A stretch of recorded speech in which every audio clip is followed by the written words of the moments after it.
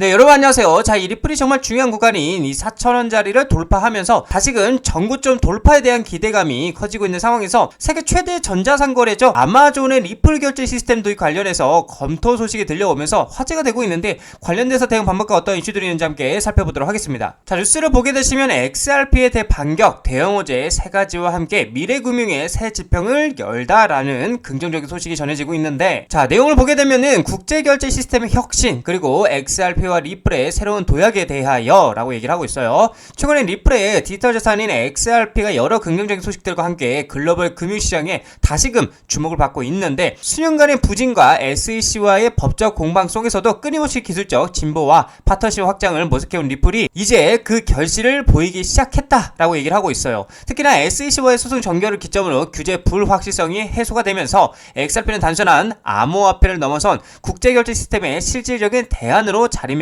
하고 있다라는 거죠. 자, 그리고 글로벌 금융 전문가들은 리플이 기존 금융 인프라인 스위프트를 대체할 유력한 대안으로 부상하고 있다고 평가를 하고 있고요. 이는 XRP의 빠르고 저렴한 송금 수수료를 하는 본질적인 강점이 전 세계 금융기관의 수요를 충족시키고 있기 때문이다 라고 얘기를 하고 있는 거죠. 자, 그래서 과거의 기술적 가능성을 넘어서 이제는 실제 상업적 활용 사례와 주요 기업들의 긍정적인 검토 소식이 연이어 들려오면서 XRP 생태계는 폭발적인 성장을 앞두고 있다는 분석이 지배적이다라고 얘기를 하고 있는 거죠. 자, 그래서 이러한 배경 속에서 우리는 XRP의 가격 상승을 견인할 주요 호재들을 심층적으로 분석하고 그 잠재적 영향을 조명하고자 한다라고 얘기를 하고 있는 거죠. 자, 그래서 이제 이 SEC와의 소송 종결과 규제 불확실성이 해소가 된 거는 뭐 너무나도 잘 알 테고요. 지금 중요한 건 이제 이 부분인데, 아마존이 XRP 결제 도입을 위한 적극적인 논의 및 검토를 진행하고 있다라는 거예요. XRP 실용적 가치가 부각된 또 다른 중요한 소식은 세계 최대 전자상거래 기업 아마존이죠. 이 아마존의 리플 결제 시스템 도입 검토 소식이 굉장히 회자가 되고 있는데,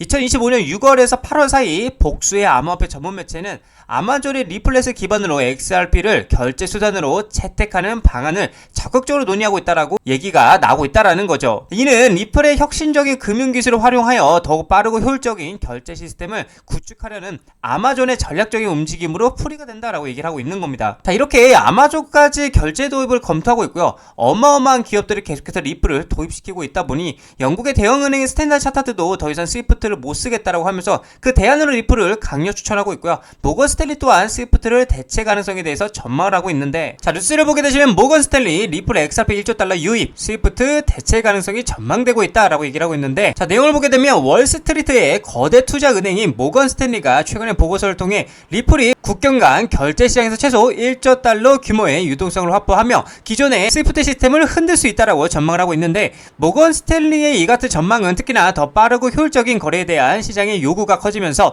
리플의 기술력이 주목받고 있다라고 분석하고 있다라는 거죠. 자, 그렇다 보니까 모건 스탠리의 보고서 중 일부 내용은 시장 전문가들 사이에서 큰 화제가 되고 있는데, 자, 암호화폐 전문 매체는 모건 스탠리는 보고서에서 리플의 XRP 원장 기술이 기존 결제 방식에 비해 처리 비용을 최대 60%까지 절감할 수 있는 잠재력을 가졌다고 강조하고 있다라는 거죠. 자, 그래서 XRP 원장 설계는 은행이 거래를 위해 미리 자금을 예치해둘 필요가 없도록 해 은행 자본을 확보할 수 있는 이점을 제공한다라고 주장하고 있고요. 이는 XRP가 진정한 브릿지 통화죠. 브릿지 통화로 채택될 경우 금융 시스템에 큰 변화를 가져올 수 있다라고 시사하고 있다라는 겁니다. 계속해서 리플 네트워크에 유입될 유동성 규모에 대한 의견이 분분하지만 모건 스탠리 전문가들은 올해 리플 기반 상장 지수 펀드가 성공적으로 출시될 경우에 1조 달러 규모의 시장 유동성이 추가될 것으로 예상하고 있다라는 겁니다. 그래서 이 정도 규모의 자금 유입은 XRP 원장이 기존 금융 시스템을 뒤집기에 충분한 동력이 될 수 있다라고 평가하고 있다라는 거죠. 자, 그래서 CEO인 브래드 갈링 하우스는 더 나아가 리플이 스위프트의 연간 거래량인 155조 달러 중 14%를 차지하게 될 것이라고 낙관적인 전망을 내놓고 있는데, 그래서 현재 11개의 XRP ETF 신청이 SEC의 결정을 기다리고 있고요.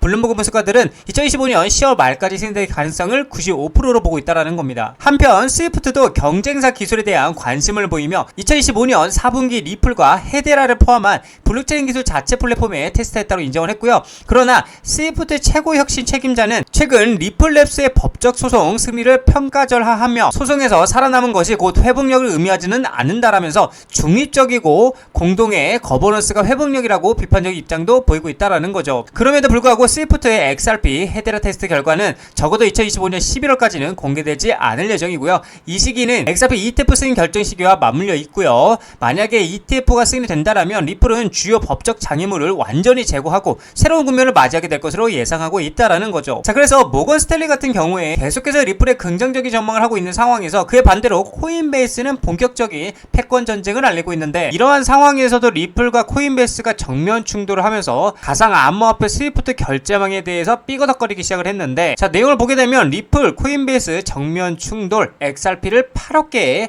비밀 매도를 했다라는 겁니다. 자, 그래서 암호화폐 업계에 따르면 코인베이스가 보유 중인 리플 XRP 지갑수가 급격히 줄어들었다라고 얘기를 하면서 한때 970만 개에 달하던 XRP를 보관하던 콜드 월렛은 현재 단 10개만 남았고요. 보유량 역시 83%가 급감한 것으로 확인이 됐다라고 얘기를 하고 있는 거죠. 자, 그래서 이와 관련해서 암호화폐 투자자 스턴드루는 매도 물량의 72%가 유동성이 낮은 시간대에 집중됐으며 여러 지갑을 통해 매도 흐름을 위장했다고 분석을 하고 있고요. 매도 이후로는 코인베이스가 이더리움 지지 세력과 이해관계를 공유하며 리플의 정치적 영향력을 약화시키기 위한 것으로 보고 있다라고 얘기를 하고 있는 거죠. 그래서 스위프트 연계은행을 유동성 충격으로부터 보호하려는 의도가 있었다라고 주장하고 있는 겁니다. 자, 그렇다 보니까 이제 영국의 대형은행의 스탠다드 차타드는 더 이상 스위프트를 못 쓰겠다라고 하면서 그 대안으로 리플을 강력 추천을 하고 있고요. 거기에 모건 스탠리까지 동참을 하면서 이 리플이 스위프트를 대체할 국제결제 시스템으로 유력하다라고 언급을 하고 있는 상황인데, 자, 뉴스를 보게 되시면 모건 스탠리 리플을 스위프트 대체할 국제결제 시스템 유력 대안으로 평가를 하고 있는데, 자, 내용을 보게 되면 세계적인 투자은행 모건 스탠리가 국제결제 시스템 시장에서 리플의 잠재력을 높이 평가했다라고 암호화폐 전문 매체가 보도를 하고 있는데, 보도에 따르면 최근에 이제 암호화폐 연구원이 인용한 은행 및 금융법 검토 제36건 발췌본에 따르면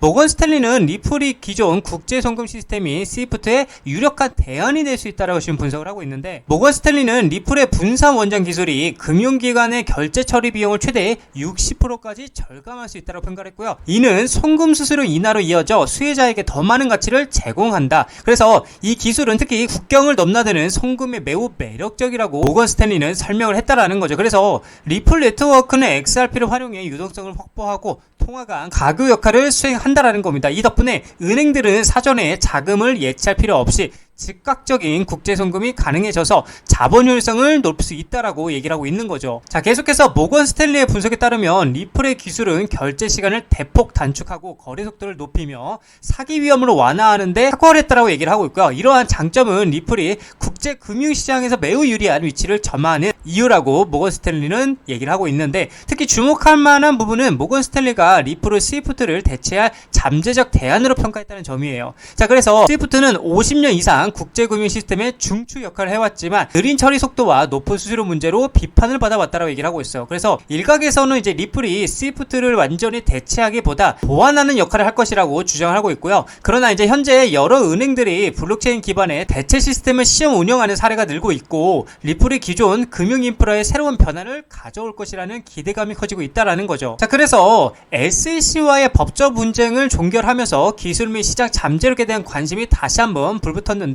리플은 온디맨드 유동성, 통로와 RLUSD 스테이블 코인을 통해서 글로벌 결제 시스템 개선을 목표로 하는 로드맵을 어떻게 꾸준히 제시하고 있다라는 거예요. 분석가들은 이러한 리플의 인프라가 스위프트가 장악한 시장의 일부를 차지할 가능성이 충분하다라고 지금 전망하고 있고, 모건 스탠리와 같은 주요 금융기관의 인정은 리플의 신뢰를 높이고 더 많은 기관들의 도입을 유도하는 중요한 계기가 될 것이라 보인다라고 얘기를 하고 있는 거죠. 결론적으로 모건 스탠리의 평가는 국제 결제 시장에서 리플의 역할이 더욱 커지고 있다는 명확한 신호다라고 볼 수가 있고요. 비용 절감, 빠른 속도, 그리고 강화된 보안을 제공하는 리플은 기존 금융 시스템의 한계를 극복하는 유력한 대안으로 부상했다라는 거죠. 자, 그래서 리플이 스위프트와 어떤 관계를 맺으며 미래 금융 환경을 만들어갈지가 주목이 된다라고 얘기를 하고 있어요. 자, 그렇다 보니까 이게 또 중요한 게, 영국의 대형은행이 스탠다드 차타드도 더 이상 스위프트를 못 쓰겠다라고 하면서 그 대안으로 리플을 강력 추천하고 있는 모습들이 포착이 되고 있는데, 자, 스탠다드 차타드 결제 분야에서 리플과 스위프트 활용 사례에 대해서 폭탄 선언을 발표를 했었는데, 이제 영국계 메이저 은행의 스탠다드도 이제 스위프트를 어떻게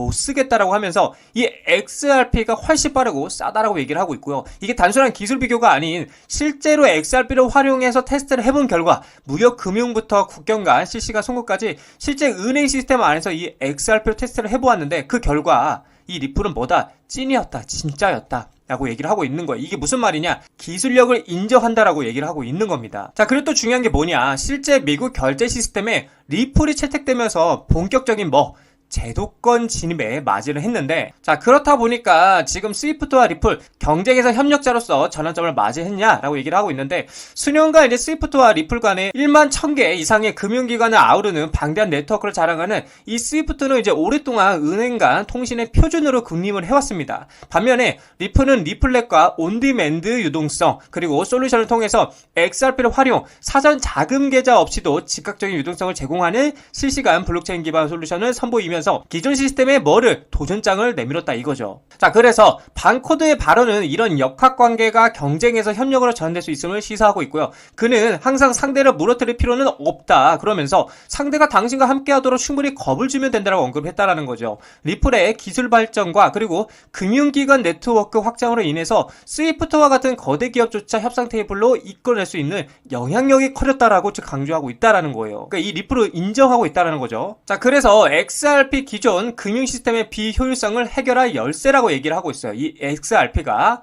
자, 리플의 핵심 가치는 XRP를 브릿지 자산을 활용해서 실시간 국경과 결제를 가능케 하는 능력이 있다. 특히 ODL 솔루션은 고가의 노스트로, 보스트로 계좌를 필요로 하지 않아 운영 비용을 절감하고요. 자본 효율성을 개선하려는 금융기관에 매력적인 대안을 제시한다고 얘기를 하고 있다는 거죠. 만약에 스위프트가 XRP를 포함한 리플의 기술을 채택한다라면 현재 글로벌 결제 인프라의 고질적인 비효율성의 상당 부분을 어떻게 해소할 수 있을 것이라고 기대가 된다고 얘기를 하고 있는 겁니다. 더욱이 이러한 협력은 기존 금융 컨소시엄이 탈중앙화 디지털 자산을 주류 결제에 공식적으로 수용하는 최초의 획기적인 사례가 될 것이라고 얘기를 하고 있고, 이는 금융산업 절반에 걸쳐 블록체인 기술의 수용을 가속화하는 중요한 전환점이 될 수 있다라고 얘기를 하고 있다라는 거죠. 자, 그래서 스위프트는 아직 이 같은 움직임을 공식적으로 발표하진 않았으나 블록체인 통합에 대한 개방적인 태도를 보여온 징후들이 있었고요. 2022년 스위프트는 체인 링크를 사용해서 서로 다른 블록체인 간의 상호 운용성 테스트를 시작하기도 했었고요. 리플 또한 스위프트와의 대화 및 중앙은행과의 협력을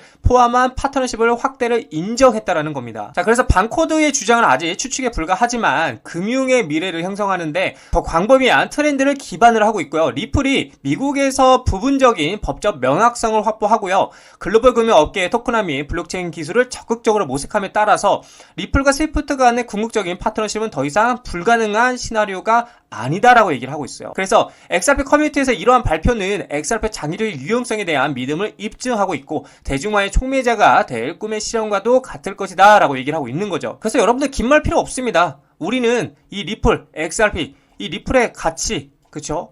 가치를 신뢰하고 믿으면서 밸류 인정하면 돼요. 그렇게 계속 우리는 뭐한다? 투자해 나가시면 된다라고 말씀을 드리고 싶습니다. 자, 리플 차트를 보게 되시면 여전히 저의 관점은 동일합니다. 계속해서 이 4,500원짜리까지는 제가 열려 있다라고 말씀을 드렸고, 모멘텀이 사라지지 않는 이상 4,500원짜리까지는 충분히 다시 한번 리테스트하러 올라갈 가능성이 충분하다라고 여러분들께 말씀드릴 수 있겠고, 제가 계속 말씀드리는 관점은 이 구간이잖아요. 자, 이렇게 3,000원짜리 이탈했다가 이거를 말아 올리면서 계속해서 3,000원 위에서 횡보하는 모습을 보이다가 모멘텀을 가지고 강하게 폭발했던 것과 지금 이 구간과 굉장히 유사하다라고 저는 여러분들에게 말씀드리고 싶고, 지금도 늦지 않았다라고 말씀드리고 싶어요. 저 같으면은 연말까지 지금이라도 매수해서 계속해서 보유하며 가져갈 것이다 라고 여러분들에게 말씀을 드리고 싶습니다. 그래서 일단 1차적으로는 4,500원짜리가 중요하고, 4,500원짜리를 돌파하고 안착하는 순간 어떻게 된다? 폭발적인 상승이 나와줄 것이다 라고 여러분들에게 말씀드리고 싶은 관점입니다.